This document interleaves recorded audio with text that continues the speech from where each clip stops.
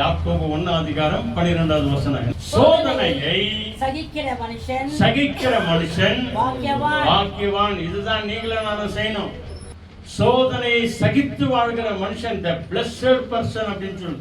சோதனையை சகித்து வாழ்கிற மனுஷன் அவர்கள் பாக்கியவான்களாய் பாக்கியவதிகளாய் இருப்பார்கள். அப்போ இந்த சோதனையை சகித்து வாழ்கிற மனுஷனுக்கு ஆண்டவர் என்ன பட்டம் கொடுக்கிறார் பாருங்க, படிங்க.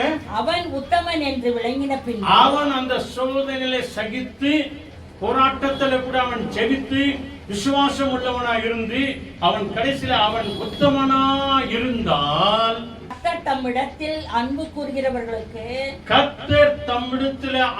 கூறுகிறவர்களுக்கு விசுவாசிக்கிறவர்களுக்கு வாக்குத்தத்தம் பண்ணின ஜீவக்கிரீடத்தை பெறுவான். ஜீவக்கிரீடத்தை அவன் பெறுவான். சொல்லுங்க அல்லேலூயா. இதுக்கு தாங்க ஆண்டவர் சொல்கிறார், என்னை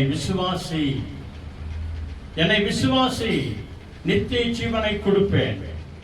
வாழ்க்கையில் வருகிற உபத்திரவத்தை சகித்து வாழு, சோதனையை சகித்து வாழு, கூடுமான வரைக்கும் எல்லாரையும் அன்பு செய்து வாழு, மன்னிப்போம் மறப்போம் என்ற மனப்பான்மையில வாழ்ந்தால்தான் ஆண்டவர் நம்ம பாவங்கள் எல்லாத்தையும் மன்னிக்குவார்.